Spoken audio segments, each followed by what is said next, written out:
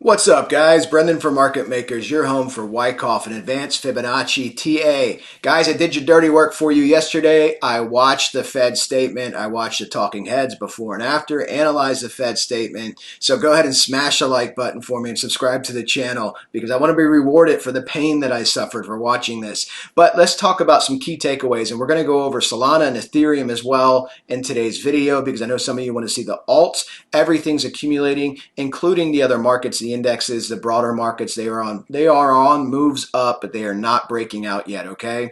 And that's what we're seeing in Bitcoin as well. So let's talk about the key takeaways. Guys, I want you to understand one key principle here. Now is more important than ever to become a trader and understand the financial markets. If you don't want to trade at the levels that I trade, then definitely understand how these markets function, okay? Get that knowledge, because what happened yesterday was the Fed came out and said, yes, inflation's persistent, and yes, it's worse than we thought, and yes, inflation is going up, but we're going to give you a quarter-point rate hike. A quarter point, and the Wall Street people all cried about it. Oh no, we're going to have 7 quarter-point rate hikes this year.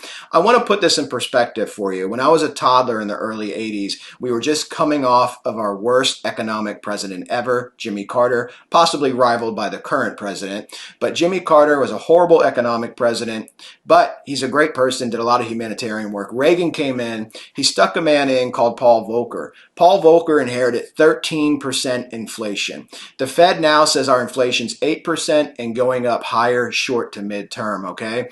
And that metric that they're using to give you 8%, if you take the same Fed metrics from the early 80s, you've heard me say this before, real inflation right now is 15%. Higher, okay? It's higher than it was when Volcker came in, using the same Fed template that they had in the early 80s. And Volcker gave us a 20% interest rate hike, 20%. Current Fed gave us 0.25%. 0.25 of 1% is what they gave us for an interest rate hike. And people are saying, why? Why would they do that? Well, let me tell you why. The Fed's real mandate, the secret mandate, is to protect the elite in the country, to protect the political class and the monopolistic companies that we have in our country. Why do I say that? The top 1% own 35% of the equities. That's your Bill Gates, your Bezos, your Elon Musks, all the elite, the political elite, the donor class. How do you think these politicians get their money for their campaigns to feed you the bullshit and lies, okay? They get it from the donor class. The donor class is being protected. They think if they raise rates too much, the markets will crash. Well, the problem is 64% of Americans live paycheck to paycheck. So when you say inflation's 8%, but the real number is 15%, you can't blame everything on the conflict in Eastern Europe. I'm trying to avoid saying the country's name so I don't get buried in the algorithm, but you can't use that as your excuse. All these prices were rising prior to the conflict. As a matter of fact, oil was up 33% prior to the conflict. Okay, so you need to understand how these intelligent people, the Wall Street elite, view the market. You guys are peons. I'm a peon. They don't care about you. The only person that's going to give you more wealth is you. You have to decide to pursue it. Understand, put in the work, watch YouTube videos, or join our room. Get some trading fundamentals under your belt. You can learn how to make money in these markets because it's a great opportunity. And when people say to me, but Brendan, Goldman says this, JP Morgan says this, guys, you have to understand, especially the younger generation, the millennials that might be watching. I'm the end of Gen X, right? But these same intelligent, smart people missed the dot-com bubble. These same intelligent, smart people that live in the Wall Street bubble, the economic elite bubble of the Ivy League schools, missed the great financial crisis in '08. How badly did they miss it? The dot-com bubble under Greenspan, that's with Fed intervention. The SPX, the S&P 500, the broader market declined 50% in 2 years, okay? The NASDAQ went down 82% in a course of 2.5 years. And the great financial crisis, Ben Bernanke came out at the peak of the housing market, the third great super bubble of our country now, the first great super bubble for housing, 3 sigma events, 3 standard deviations away from long-term trend. He came out and said the U.S. housing market has never been in a bubble and is merely a reflection of a strong U.S. economy. Shortly thereafter, the bubble popped. The S&P and the NASDAQ both went down over 50% in sympathy, and we lost 15 to 17 trillion in wealth in the country. I was working at one of the investment banks that went under. Multiple investment banks with these Ivy League geniuses never saw it coming. And for you guys that like to watch movies, go watch The Big Short. You can see the story of how that unfolded. It's based on actual events. And go watch Margin Call. These people that everybody gives so much respect to, these real economists that work for the New York Times, work for the government, they miss every single bubble. We are trading in the largest asset bubble in the history of our country right now. I've showed you that on the videos. You can watch a lot of people, a lot smarter than me, give you the nitty-gritty details as well if you want to go down that rabbit hole. But that's where we're at, guys. And you can trade pumps and dumps in these bubbles, but eventually this will come down and this will come apart. And it could be a process that takes a year or two. So in the meantime, educate yourself, because you can make money on the way up and money on the way down. And you can also apply this skill set to the other marketplaces.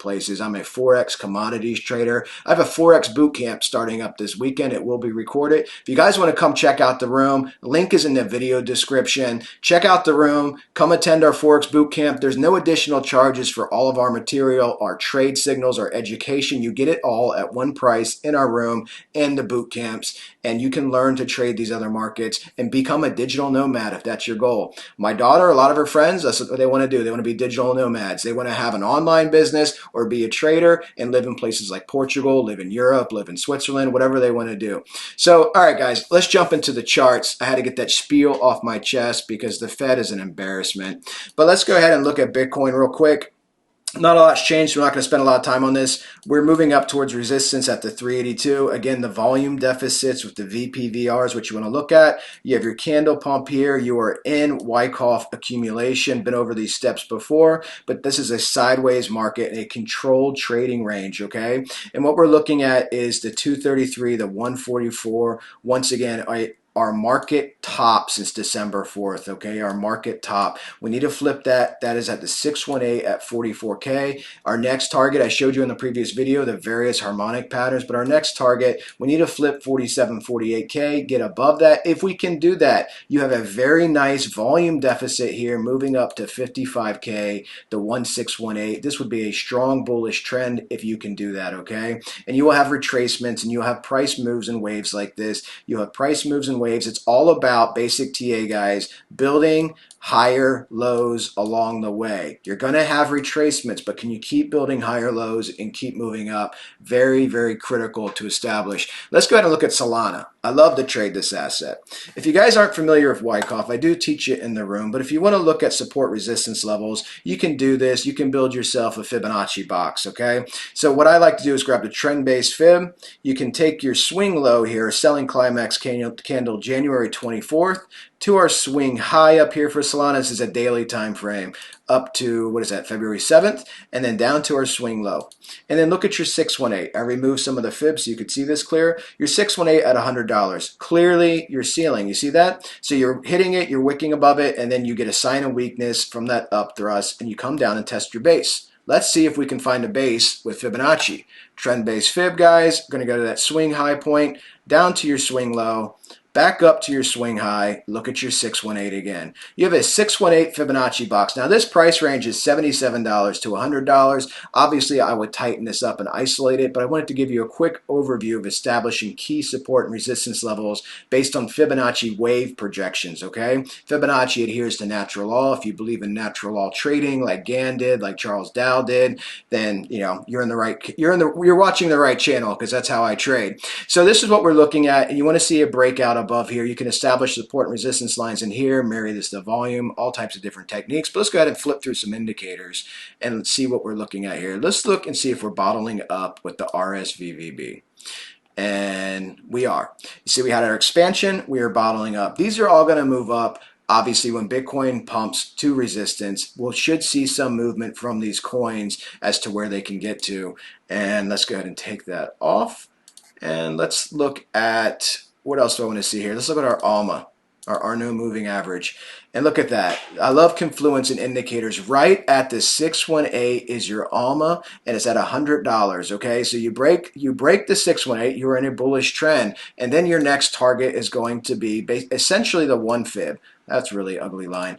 116 here. You see this? This is where your 144 and your 233 are, right there at the 116 mark. And then your goal would be the 1618 in a bullish uptrend at 141. Let's take a look at Ethereum. Ethereum, let's do the same thing. Let's grab some Fibonacci here. We're going to do some wave projections, selling climax candle. Let's go ahead and pop up here to the swing high, back down to our swing low here, your 618. You see that? There's your ceiling, okay? And let's go ahead and this is again, once again, the daily time frame. Swing high, swing low, back up to your swing high. 618 is your base. You're going to see a lot of the bigger altcoins line up identically, okay? Then look at your 144 and your 233.